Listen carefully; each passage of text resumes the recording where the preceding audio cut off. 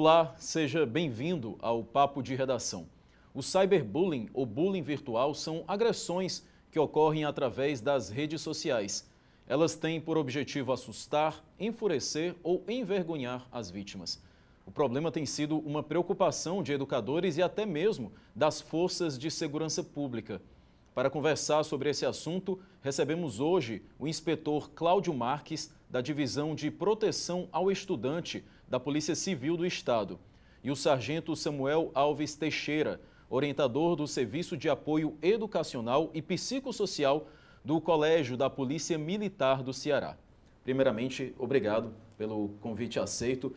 Cyberbullying é um termo estrangeiro, mas bem presente no Brasil. Antes de entrar no estúdio, eu estava lendo que o Brasil é o segundo país com o maior número de casos, só perde para a Índia. E claro, a gente está falando de casos notificados, né? Porque o que deve ter de subnotificação deve ser muito grande. Inspetor, para o nosso público entender, o que é o cyberbullying, exemplos de atos, né, dessa prática? Muito obrigado pelo convite, a gente está sempre à disposição, sempre que precisar. Primeiro, deixa eu me apresentar, você me apresentou, mas eu queria só fazer um pequeno adendo.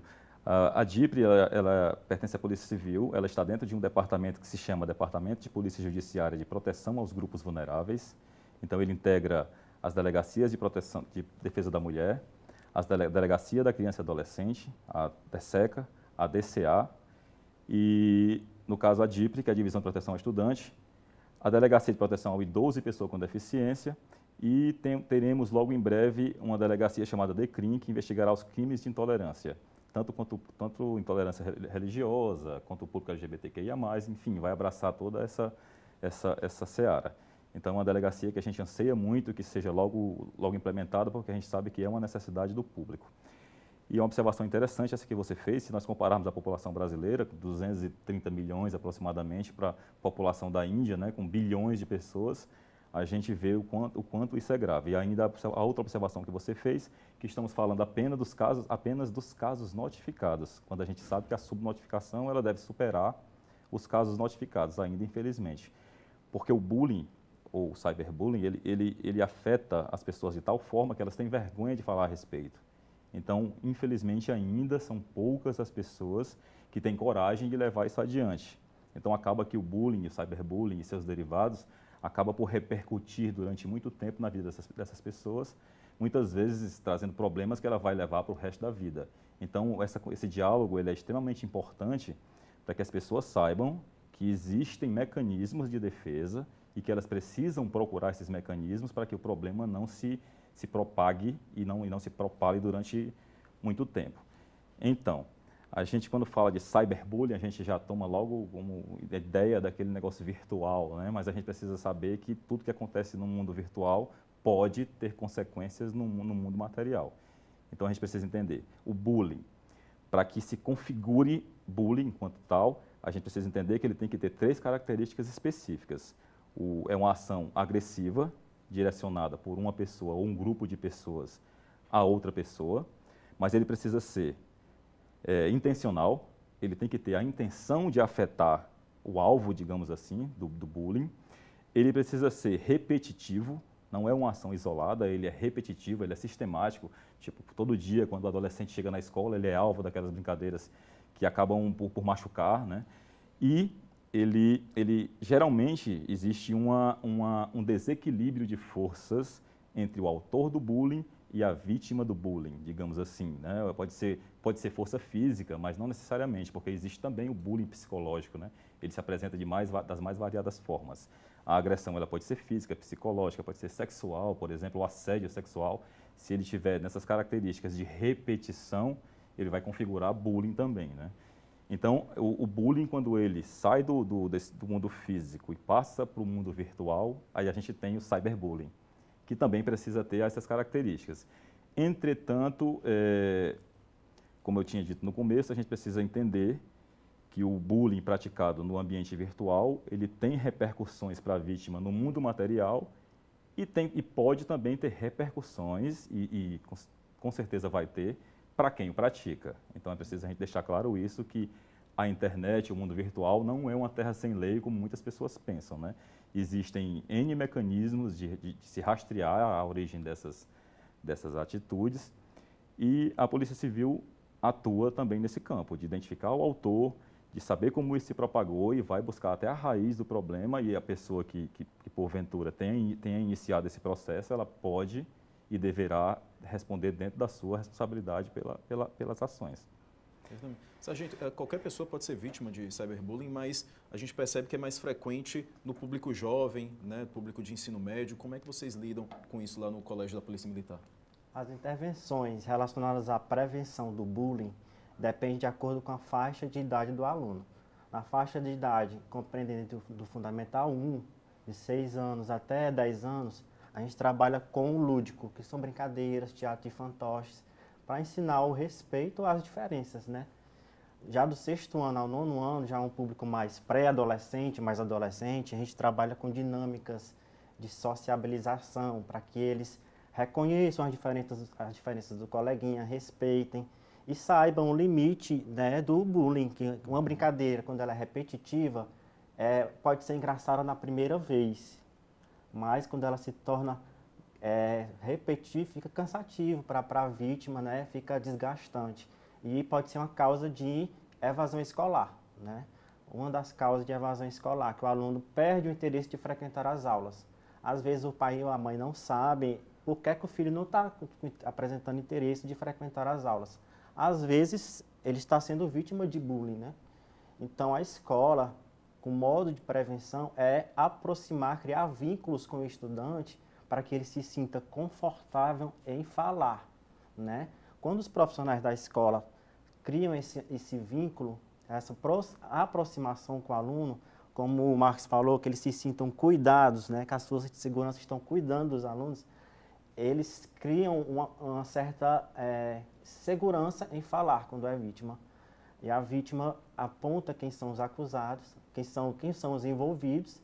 A gente, no colégio, né, da Polícia Militar, a gente acolhe aquela vítima que está visivelmente fragilizada com a situação, porque o bullying é uma situação que fragiliza a pessoa, que mexe com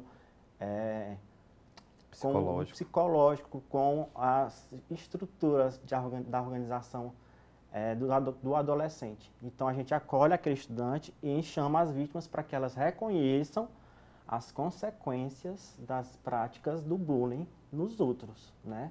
Porque quem pratica, o autor, ele não tem consequência dos estragos que pode estar causando ao colega, né? Que às vezes ele gosta tanto, né? Só que não tem consequências por ser adolescente. Falta um pouco de consciência e responsabilidade com o sentimento do outro colega, né? A gente tem uma conversa bem amigável, bem parceira, de amigos, que aquela conversa tem o sigilo mantido, que não terão consequências, mas que ele aprenda a respeitar e cuidar dos coleguinhas, né? Dos colegas. E normalmente como é que é a aceitação deles? Eles aprendem a lição?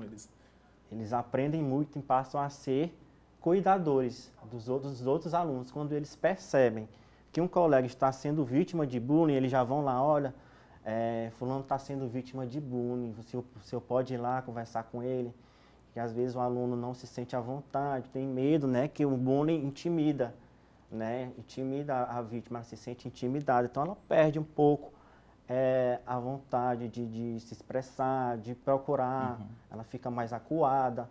Então, o colega que já foi vítima de bullying, o autor, depois dessas intervenções, eles passam a apontar os casos e a gente trabalha com isso também, com essa indicação. Os próprios alunos apontarem os casos de bullying e informarem ao profissional.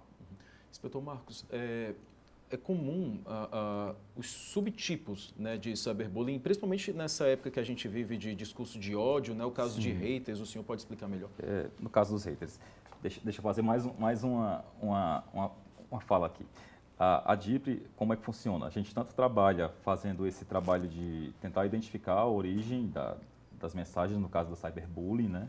No caso do bullying também, dependendo do nível, dependendo da gravidade, a gente também faz as intervenções através da TSECA, através da Justiça Restaurativa também, com a Defensoria Pública. Ela tem pegado os casos mais graves e levado para fazer esse diálogo, né? A Justiça Restaurativa, não sei se você entende, eles trabalham com a conscientização do autor, porque muitas vezes o autor do bullying não percebe que está causando um mal para o alvo do bullying. Então, conscientizar o autor, às vezes, é muito importante. Aí ele entende o mal que ele está causando para que assim não se repita. Ah, era só uma brincadeira, né? Às vezes aparece esse discurso, eu achava né? que era só uma brincadeira, exatamente, mas não é bem assim. E aí a DIPRE também trabalha com um ciclo de palestras e formações dentro das escolas, com uma conversa bem aberta com os alunos, para que a gente tente conscientizá-los acerca das várias formas de manifestação da violência, né? A violência ela se apresenta das mais variadas formas e o bullying, o cyberbullying é apenas uma delas, né? Então a gente conversa, por exemplo, sobre tráfico e drogas, a gente conversa sobre N temas, sobre violência sexual. Muitas vezes os alunos não sabem às vezes as pessoas não sabem que estão sendo vítimas de violência sexual, porque essa também tem várias nuances, né?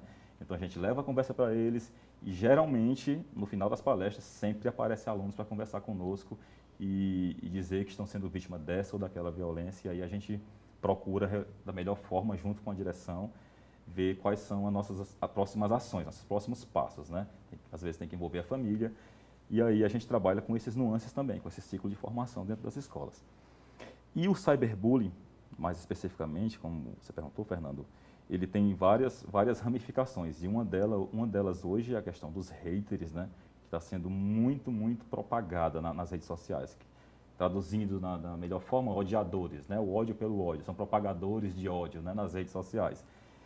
E para você ter uma ideia do tamanho desse problema, às vezes uma notícia ela toma uma proporção enorme e acaba de fato repercutindo na vida material. Vou te dar um exemplo. Não vou dizer o nome da escola, evidentemente, mas já aconteceu em algumas. Um aluno que às vezes gosta de conversar pegando. Isso às vezes é da pessoa, não é que seja, enfim. Um adolescente jogou nas redes sociais, nos grupos de WhatsApp, e é importante dizer que as redes sociais assumiram uma importância enorme com esse período de pandemia, né? Para a educação, assumiu uma grande importância durante esses 2 anos de pandemia. E não vai mais deixar de existir. Então, a tendência é a gente se adequar às novas tecnologias. Então, como eu ia dizendo, uma jovem publicou na rede social da escola que estava sendo assediada por um colega porque ele falava pegando.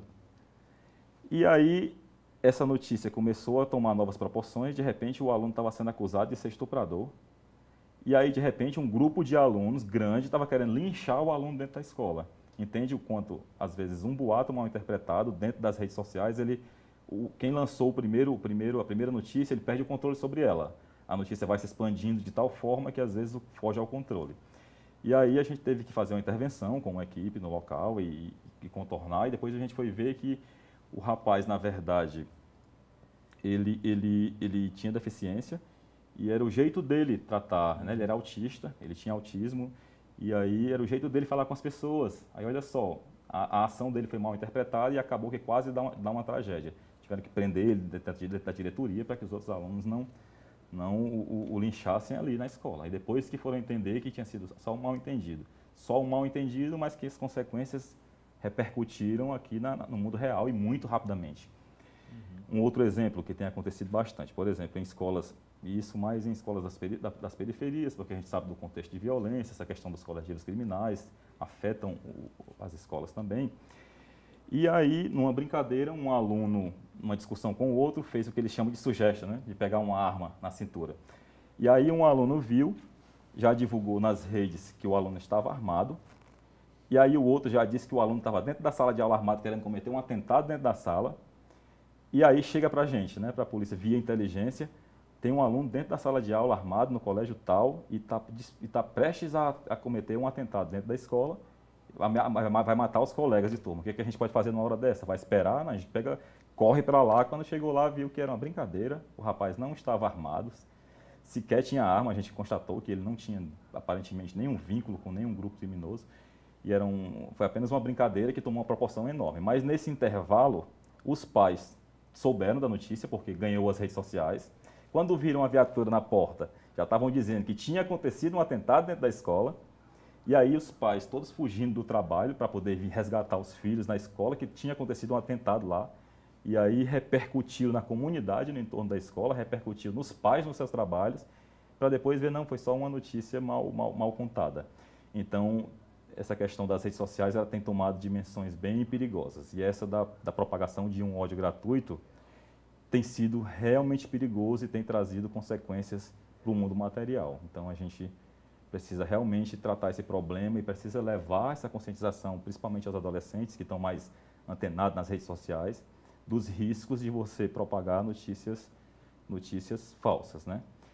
E sobre esse tema também temos outras questões. Por exemplo, a gente teve professores sendo ameaçados em grupos intitulados neonazistas ou com orientações neonazistas, porque fez um diálogo com os professores sobre linguagem não binária, né?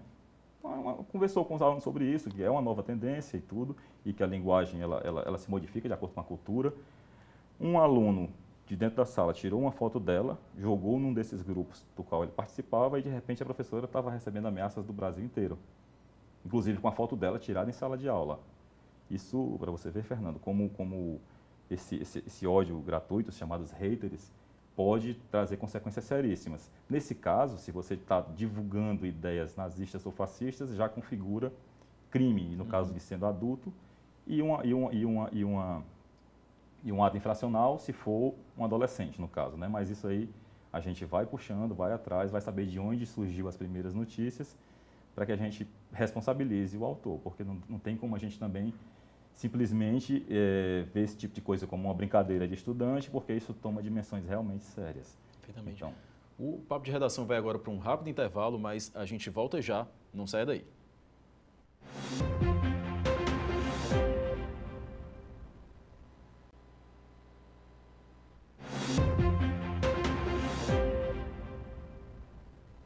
Papo de Redação de volta, hoje debatendo o tema cyberbullying.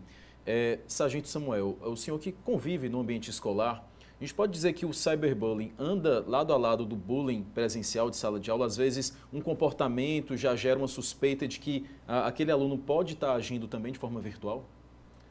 Com o período de atividades remotas, com as aulas online, o cyberbullying ficou mais em evidência, né? Então, é mais difícil você interpretar e reconhecer quando está acontecendo cyberbullying. Porque o aluno está dentro de casa, no ambiente familiar, às vezes a família não tem muito contato, por incrível que pareça, os familiares não dialogam entre si, então o aluno fica mais reprimido, né? Já no ato do bullying, como o aluno presencialmente, ele tem mais contato com outras pessoas, uma rede maior de contato, outras pessoas acabam percebendo. Aquele aluno não, ele é bem falante num dia e no outro ele está mais calado. Então outras pessoas percebem o que aconteceu e passam a se preocupar, né? Às vezes outros pais se preocupam com alunos que apresentam alguns sintomas, né, de serem vítimas de bullying, de alunos que são vítimas de bullying, que geralmente são sintomas de tristeza, automutilação. O aluno pré-adolescente, ele não sabe muito lidar com sentimentos. Então, uma violência, um ataque de bullying ou cyberbullying, ele vai despertar no adolescente sentimentos de rejeição, que gera sentimentos depressivos, ruins para o adolescente, que ele não sabe lidar com isso. Então, a forma que ele acha mais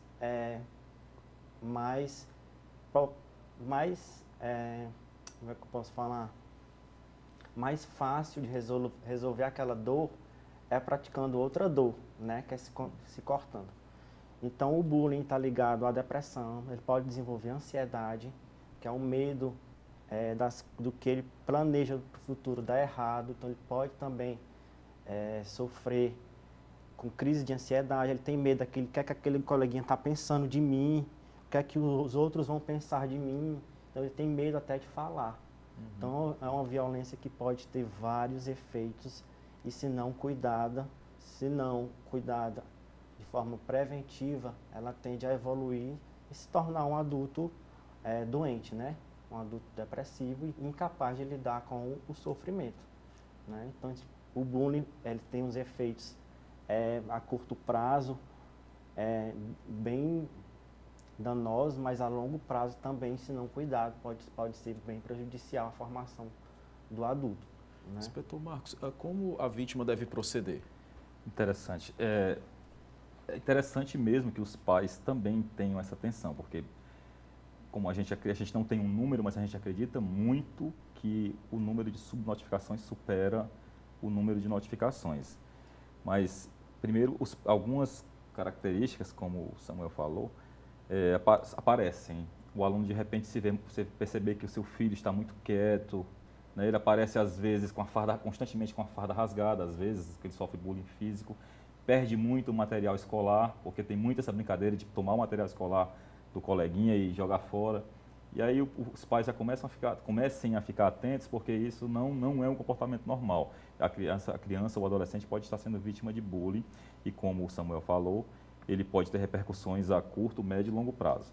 Mas é interessante também que os alunos, os adolescentes, as crianças procurem o corpo docente, procurem o seu professor e digam o que está acontecendo com ele, para que ele leve a direção, para que aí sim a direção, percebendo a gravidade do problema, chame os pais, porque a maioria dos casos ela é resolvida dentro de uma mediação no âmbito escolar. A grande maioria, talvez também por isso não tenha uma notificação oficial, porque a escola acaba, dentro do contexto escolar, resolvendo com uma mediação entre pais de uma parte, pais de outra parte, chegam no consenso e acaba que essa compreensão, essa espécie de justiça restaurativa escolar, digamos assim, resolve ali dentro daquele contexto.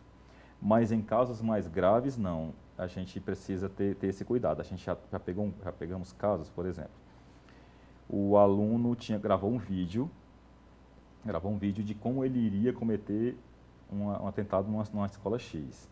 E aí esse vídeo acabou vazando nas redes sociais e chegou até a equipe do Departamento de Proteção aos Grupos Vulneráveis, que encaminhou para a equipe especializada a tratar o caso. E aí a pessoa que chamaram o adolescente para conversa e foi mais ou menos, aproximadamente 6 horas de conversa com esse jovem, para que ele pudesse ir se soltando aos poucos e falando o que estava acontecendo com ele. Ele era vítima de bullying e a gente não podia esperar para saber se ele realmente cometeria um ato com essa gravidade ou não, porque, inclusive, o Dia Nacional de Enfrentamento ao Bullying, né, ele é um dia referência, faz referência àquele fato lá do Rio de Janeiro, 10 anos atrás, onde, infelizmente, várias crianças foram vítimas. E aí, a partir dessa conversa, ele foi se abrindo e foi relatando problemas que ele tinha dentro de casa e problemas que ele tinha na escola. E o mais interessante, se é que eu posso usar essa palavra, é que quando a mãe e os pais vieram conversar, não, ele é um adolescente super tranquilo, não dá trabalho para nada, ele passa o dia todo no computador dele, no quarto dele, não dá problema nenhum. Aí a gente ficou assim, tá aí o problema, né? O adolescente passa o dia no computador e aí não tem vida social e quando tem, sofre bullying na escola, alguns problemas que ele enfrentava no contexto familiar. E você soma tudo isso e a gente tem uma receita que pode gerar uma tragédia. Então a gente tem que ter muito cuidado com isso. E não é porque o seu filho é quietinho e passa o dia no computador que ele não está enfrentando um problema, às vezes, grave lá fora, não. Pelo contrário, às vezes ele encontra nos jogos online uma saída, né? E muitas vezes, alguns desses jogos, eles também influenciam bastante, repercutem, como repetindo, no mundo real e de maneira violenta.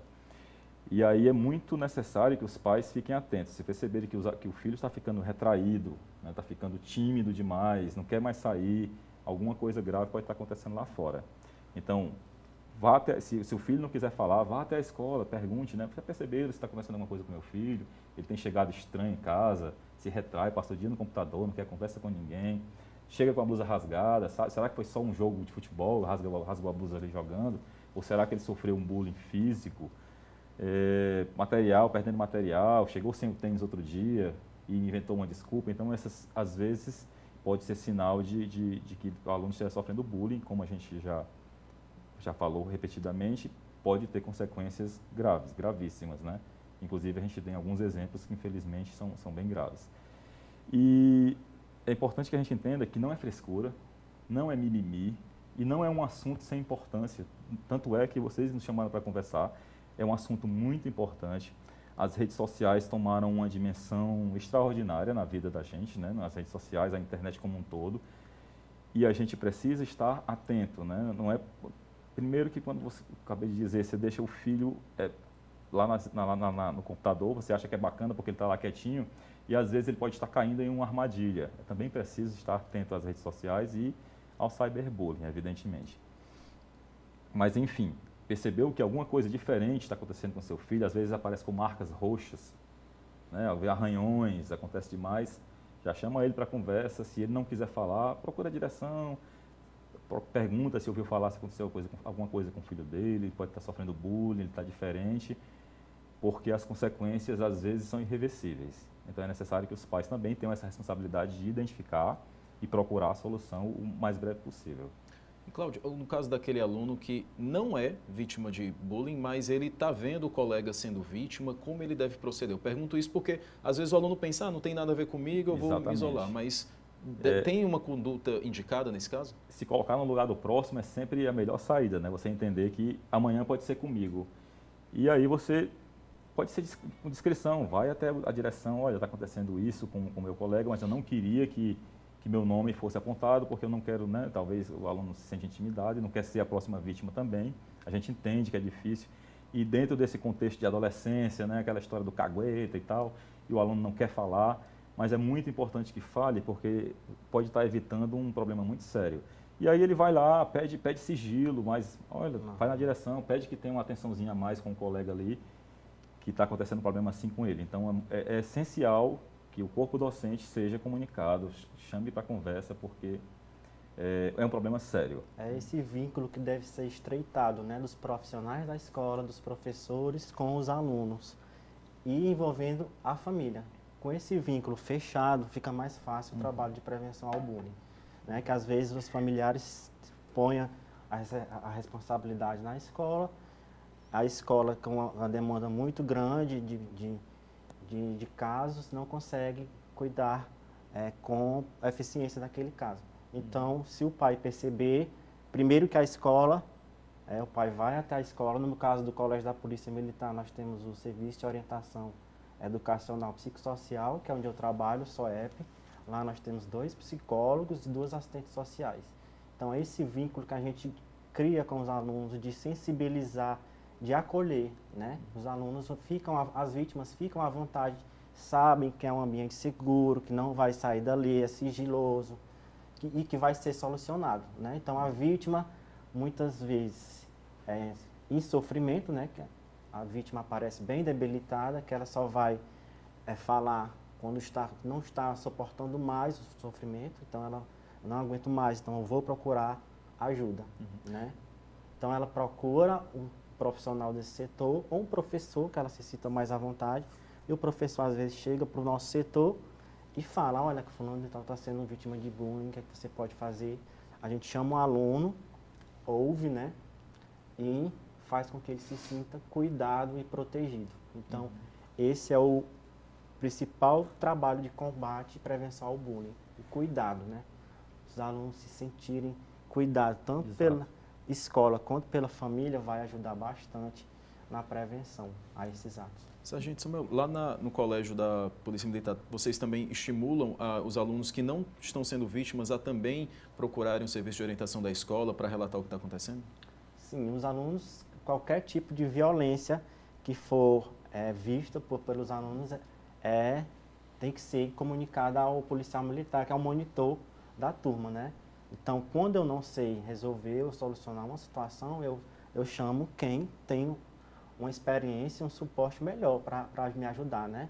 Se eu estou vendo um aluno que está se automutilando, estou vendo um aluno que escreveu um bilhete, como se fosse uma carta de despedida, né? Então, eu não sei lidar com aquilo, então eu vou chamar alguém que saiba, um adulto, né? Então, a gente instrui que muitos alunos, eles querem ajudar todos a todo momento, né? Eles querem ver um amiguinho triste, eles querem ver no outro dia, ver aquele amiguinho bem. Às vezes eles se privam para fazer o outro bem, entendeu? É muito dessa idade, de querer ver sempre o outro bem, mas sem se cuidar. Então a gente estimula o autocuidado, é como aquela metáfora do avião, né? Eu só posso ajudar o outro quando eu ponho a máscara primeiro em mim, né, de respiração, depois eu ponho no outro. Então a gente estimula o autocuidado, porque quando eu estou bem, eu tenho a capacidade de cuidar do outro, né, do meu coleguinha. Então a gente estimula o respeito, não é porque é um colégio militar que não tem caso de bullying, acho que toda escola tem caso, porque é um ambiente de iniciação social, né, onde a gente ensina as habilidades sociais que serão praticadas pelos futuros adultos, né? Cidadãos, né? Futuros cidadãos, né? Então, a escola é um laboratório social e que esse trabalho tem que se dar desde o início para evitar futuras violências, né? Porque adultos que não tiveram uma infância saudável, eles vão ser... repercute na vida adulta, né? Inspetor Cláudio, quando é que os casos de cyberbullying tipifica crime? Olha só, o artigo 147-A do Código Penal, ele diz que todas as formas, né, de violência, sejam elas ameaça ou mesmo física, elas podem... Ele não diz que configura cyberbullying, não existe tipificação penal cyberbullying. Entretanto, ela pode se enquadrar dentro do artigo 147-A do Código Penal, a depender da conduta, entende?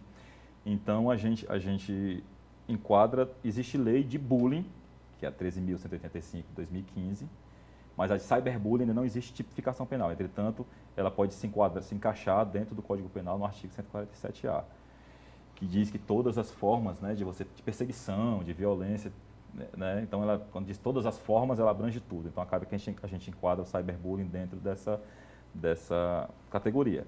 Entretanto, a depender da repercussão no mundo material, digamos assim, ela pode se enquadrar em outras formas. Por exemplo, o exemplo do aluno que eu falei. Se tivesse se configurado, por exemplo, a violência física contra o aluno, se tivessem conseguido vários alunos espancarem o outro, quem fez aquela divulgação inicial pode ser responsabilizado pelo fato no mundo real. Então aí já partiria para agressão, né, dependendo da lesão, dependendo da gravidade da lesão, aí viria dentro da lei qual seria a sanção. Mas é importante a gente dizer que a gente não está aqui querendo que as pessoas sejam punidas, não, estamos querendo que elas se conscientizem dos riscos do bullying e do cyberbullying, que eu acho que é muito mais importante a prevenção. Isso é tão importante que a gente está nas escolas todo dia. A gente tem, só em Fortaleza, região metropolitana, a gente tem 180 escolas só da rede estadual. Então é um mundo, são vários laboratórios sociais, né, Samuel? E são escolas, muitas vezes, dentro de comunidades bem vulneráveis, né? Que acaba que a violência do entorno repercute também na escola. Então o bullying já é visto de uma outra forma. Então cada nicho social tem que ser analisado. Sempre que a gente vai nas escolas, a gente tenta entender qual o contexto social ali no qual ela está inserida. A gente conversa com o corpo docente, com a direção, para saber quais são os principais problemas que reverberam na escola ali, vindo do entorno, para então a gente tratar desses problemas mais urgentes para depois ir entrando puxando a conversa para o bullying, né?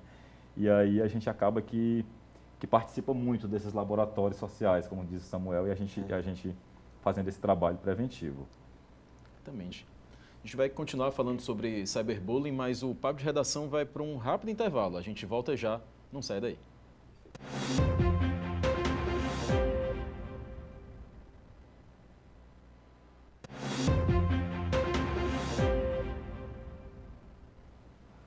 Papo de redação de volta, hoje tratando do tema de cyberbullying.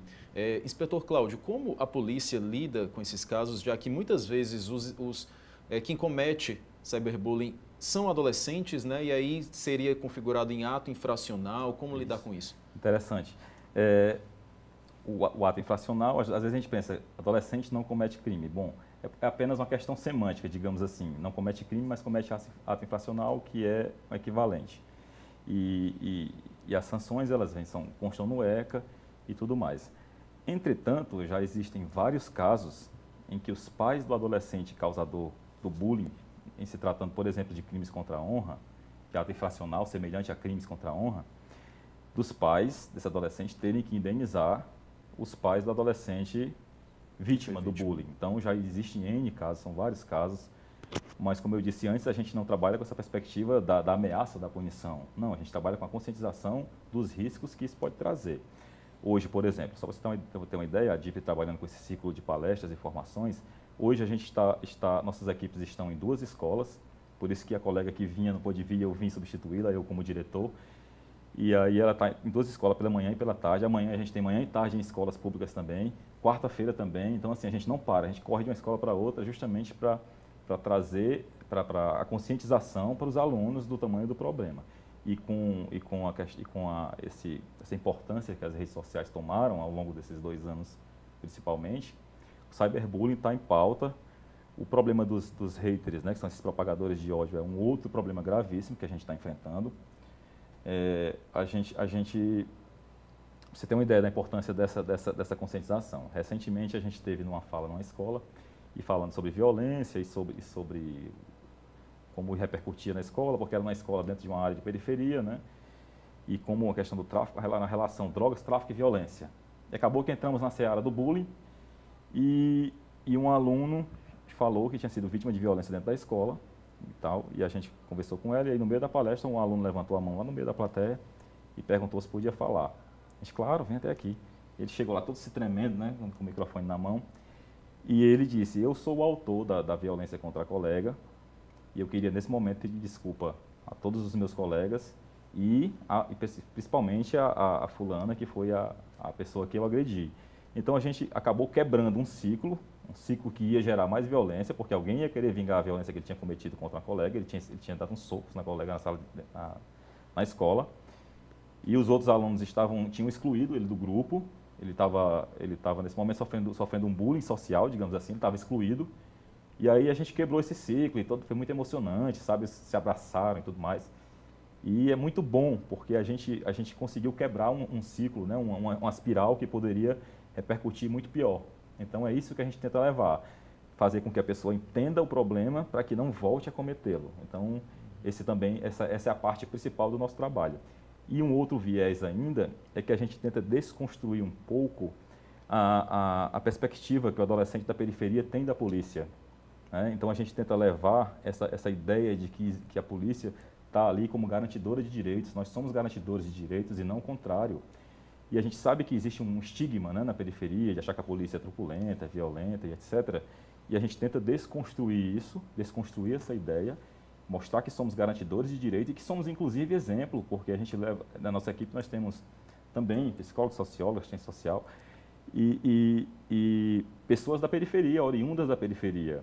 E a gente sabe que muitas vezes, em algumas periferias mais vulneráveis, a referência de cidadão bem-sucedido muitas vezes é o traficante, entende? E ele é referência para esses adolescentes que moram naquele contexto de extrema vulnerabilidade. E a gente precisa mostrar o outro lado, né? Mostrar que existem outros profissionais, digamos assim, não colocando o traficante como um profissional, evidentemente, mas mostrar que policiais oriundos da periferia são também podem ser um bom exemplo para eles, né? Porque é muito difícil um adolescente que está numa situação de extrema vulnerabilidade, em algumas comunidades que a gente conhece, vocês jornalistas conhecem muito bem, dizer, vá para a escola, estude lá 10, 12, 15 anos, que daqui até lá talvez você consiga um bom emprego e um futuro melhor. Então, assim, não basta escola de qualidade, né? Precisa da perspectiva de futuro, né? Então, a gente se colocando como exemplo, como oriundos da periferia, olha, eu vim da periferia tão pobre quanto a sua, e a gente consegue. A batalha é mais árdua, mas a gente consegue. Então, é bem também sob essa perspectiva, né, de quebrar esses paradigmas, né? As plataformas e aplicativos sociais, eles podem ser responsabilizados por manter a exposição de uma vítima? Podem, entretanto, é muito difícil comprovar que houve intenção ou que houve uma responsabilidade dessas plataformas. É muito difícil a gente provar que eles não... É uma demanda gigantesca, né? São bilhões de vídeos todos os dias, por exemplo. Então é muito difícil você dizer, postaram um vídeo aí e vocês não retiraram a tempo. É um tanto difícil, mas é possível acontecer sim. A gente trabalha com o uso consciente das redes sociais. A gente também procura estimular aqueles alunos para que eles usem as plataformas de forma saudável, de forma salutar, né? Ver exemplos de modos de estudar, de convivências saudáveis, né? Porque os alunos, hoje em dia, a juventude, os adolescentes querem um retorno muito rápido. Isso. Né? Então, o estudo não tem uma perspectiva rápida, tem que passar, como ele falou, 15 anos estudando. Não, às vezes perdem um pouco dessa paciência, sabe, que querem um retorno imediato. E fazer eles pensarem que demora 15 anos, mas é um retorno que vale a pena, um processo que vale a pena ser vivido, de universidade, de graduação, de novas amizades, de uma escada realmente, né? Ninguém vai do primeiro degrau para o topo de um pulo, que é como as redes sociais às vezes estimulam, né? É um degrau de cada vez. Então, quando a gente apresenta que sequência de vivências, de experiências que os alunos vão passando, de vida, de crescimento e maturidade, que eles vão criando consciência, criando respeito, apego, né, pelo processo, né? Respeitando esse processo, entendeu? Vivenciando, experienciando cada etapa, sem querer pular nenhuma etapa. E no final das contas, entendendo que a rede social, a plataforma é só um caminho, né? O que só um vai caminho. definir o mérito daquilo ali é como está sendo usado, na verdade. Como eu utilizo as redes sociais. Pode-se usar ao meu favor e contra, né? A mim contra as pessoas que eu amo, né? Exatamente. A gente utiliza muito no colégio exemplos que envolvem pessoas que os adolescentes gostam, assim. Se fosse seu irmão, se fosse figuras de apego do aluno, trazer o exemplo para próximo da realidade deles, para que eles caiam na real, né? Vixe, é mesmo, é verdade, está bem perto de mim, né? Eu não tinha pensado nisso, né? Então a gente procura trazer o mundo material, né? Como o Marcos falou, o mundo material e o virtual, por vezes, eles se entrelaçam. Então, às vezes, para o adolescente é muito difícil ele se desvencilhar desses mundos. Tanto que a gente, quando atende um aluno, a gente pergunta, você tem quantos amigos virtuais? Que às vezes eles têm mais amigos virtuais do que os às vezes não tem físicos, nenhum, né? Às vezes, não tem nenhum às vezes eu não físico. tenho um amigo físico, só tenho um amigo virtual. Aí, às vezes, eles nem sabem qual é o sexo daquele amigo. Você sabe, se é uma mulher, não sabe nem a idade. Se é adulto, né? Se é um adulto, se passando por criança, às vezes acontece Essa é demais. uma preocupação da polícia, o envolvimento de pessoas acima de 18 anos estimulando o cyberbullying? Sim, é um problema e a gente já tem identificado, inclusive, alguns. Nesses casos de grupo, por exemplo, como comentei no primeiro quadro, se não me engano, de orientação neofascista, né? No geral, tem adultos que ficam cooptando esses jovens, né? Alimentando esse ódio. Então, isso sim é crime, porque você divulgar, defender esse tipo de ideal é crime, com pena prevista em lei. Então, esses adultos são sim responsabilizados, inclusive por corrupção de menores, né? E de acordo com os crimes vinculados que tiverem ali. Se integrar uma organização criminosa, por exemplo, também pode responder. Então, a gente vai procurando rastro até ver onde chega. Muitas vezes chega em outros estados, e a gente pede o apoio das polícias de outros estados para que a gente consiga combater esse mal. É importante que as famílias também façam essa pergunta para o filho, né? Você tem quantos amigos virtuais? De onde são? Que às vezes não são daqui nem do Brasil, são de fora, a maioria é de São Paulo, né? E eles usam uma linguagem bem atrativa, né? Que envolve geralmente jogos. Então é uma linguagem que por vezes pode se confundir com o estímulo ao neonazismo, né? Isso. Olha às vezes se confunde e o adolescente está absorvendo aquela ideia sem perceber. Então, dá um exemplo prático desse risco dos pais, às vezes, acharem que o filho está ali intertido no computador é bom. Não necessariamente, né? Existem, como o Samuel muito bem falou, a parte boa e a parte negativa da internet. Um caso bem específico e real, e relativamente recente, um jovem, ele caiu digamos assim, na rede do FBI, olha só o tamanho do problema das redes sociais, porque ele estava conversando com um sujeito, e esse sujeito, ele jogava alguns jogos de guerra, violentos, e aí um cara começou a interagir com ele, e ele começou a interagir com esse cara, não sabia, e esse cara era monitorado pelo FBI, porque ele integrava uma suposta rede com conexões terroristas. E aí o FBI passa para a gente essa demanda, e a gente vai lá no jovem, vai ver qual é o problema, e a gente viu que ele estava inocente, mas estava sendo manipulado, entende? Então, a internet é um mundo, literalmente, né? Então, são riscos bem reais e o risco, como eu disse, não fica só no mundo virtual, ele se transfere para o mundo material e, às vezes, de maneira bem perigosa. E aí a gente fica imaginando, a gente só pode supor, né? Já pensou o que poderia acontecer com um jovem desse, ele sendo influenciado por um cara que está ligado a uma suposta célula com conexões com terroristas? Era grave porque o FBI não entraria em contato conosco se não tivesse essa gravidade, né? Então, o fato é que a gente agiu muito rápido, chamou o jovem para conversa, chama os pais, chama o psicólogo, reúne todo mundo e aí tira o menino do computador, porque o computador não está sendo aquela coisa, aquela babá virtual que muitos pais, infelizmente, acabam achando que é, né? Deixa o filho lá e vai... Infelizmente, todo mundo tem seus afazeres também, a gente entende, né, que muitas vezes o pai não pode estar olhando o filho o tempo todo ali, mas é muito interessante que o pai tenha esse diálogo com o filho. Né? Quem são seus amigos? Você não tem amigo lá fora, na rua, né? Só tem amigo aqui no computador, está acontecendo, pode estar acontecendo algum problema. A gente não está de forma nenhuma tentando apavorar ninguém, nem dizendo que os computadores e a internet é um bicho-papão. Mas em alguns casos específicos é necessário que os pais estejam atentos. Né? A gente tem que quebrar alguns tabus também, Sim. Que são relacionados ao bullying, como por exemplo, eu sempre ouço dos pais, que na minha época não tinha isso. Na minha época a gente resolvia tudo na porrada, né? Não, então não é importante a gente comparar gerações, que a forma de lidar com os problemas atualmente é diferente da que naquela época. Não tinha tanta informação rápida, né? A gente mandava um SMS, era outro dia para responder. Hoje, se não responde em minutos, já pode causar uma comoção, né? Né? Cadê fulano, cadê fulano? Então, são outras formas de lidar com o problema, né? Que é um mito que os pais costumam muito subestimar, né? Sim. Foi só isso aí? Não, na minha época era assim. Não é frescura, Não é frescura, aí acaba intimidando aquela criança. O senhor falou que o DIRP tem um largo trabalho de educação, né, de palestras junto às escolas. As instituições que têm interesse podem entrar em contato com a polícia? Claro. A gente tem um Instagram, DIPRI_Polícia Civil. Podem nos seguir lá e conversar conosco que a gente responde. Eu ia passar o e-mail, mas nesse momento me falhou. Mas o Instagram a gente responde rapidinho.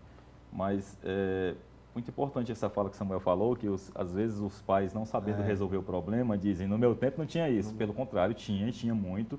E temos hoje muitos adultos com problemas justamente porque o bullying existia, né, na época deles, existia na minha, existia na do Samuel, na de vocês também. Agora, cada pessoa, o problema repercute nela de maneira diferente, né? Alguém pode não se importar e outra pessoa pode ter um problema seríssimo. Então é isso, não existe essa história de que é preciso que os pais compreendam que é uma coisa séria, não, como eu disse, não é para apavorar ninguém, mas é um problema sério e que precisa ser tratado enquanto tal. Né? Então, outro tabu é que quando a gente fala do assunto, a gente está estimulando. É como se a gente abordasse o assunto, a gente estivesse estimulando o bullying ou o cyberbullying. Pelo contrário, se a gente não aborda esse assunto, ele trata ele subestimando ou cobrindo, né? A gente não vai estar instruindo o adolescente. E a gente sabe que o acesso à informação é muito fácil. Se a gente encobre um assunto com medo de que aconteça, o adolescente vai achar esse assunto de qualquer forma, que a formação para eles é muito fácil. Então, quando a gente fala um assunto, trabalha um assunto, rumina aquele assunto para que ele compreenda, né, a importância de se trabalhar, de se debater. Quando a gente esconde, a gente não está ajudando nem educando, né? Como o Setembro Amarelo, que a gente, quando fala do Setembro Amarelo, a gente vai estar estimulando o suicídio negativo, a gente vai estar abordando o tema de forma saudável, de prevenção, né, de combate ao mesmo, às práticas autolesivas, né, de autocuidado. Teve inclusive um caso que foi muito famoso, né, relacionado ao Setembro Amarelo, que foi uma vítima de bullying, né, de cyberbullying, que terminou por encontrando essa saída terrível. É um espaço que a gente agradece à emissora por o espaço de estar trabalhando aqui, que quanto mais a gente falar sobre o assunto, mais a gente vai trabalhar a prevenção e o autocuidado, né? Que é isso que a gente quer com essa geração, para que a intolerância, né, diminua um pouco. Mostrar que o problema é real, né? Que acontece, que atinge a sociedade, né? E que os números estão mostrando, as repercussões estão cada vez maiores. Enfim, senhores, o Papo de Redação está chegando aos momentos finais. Acredito que o programa foi bastante esclarecedor, bastante informativo à população. Agradeço mais uma vez, Sargento Samuel, Inspetor Cláudio Marques, pela presença, por terem vindo aqui falar com o público da TV Otimista. Bem, Papo de Redação vai terminando por aqui. Muito obrigado pela sua companhia e até a próxima.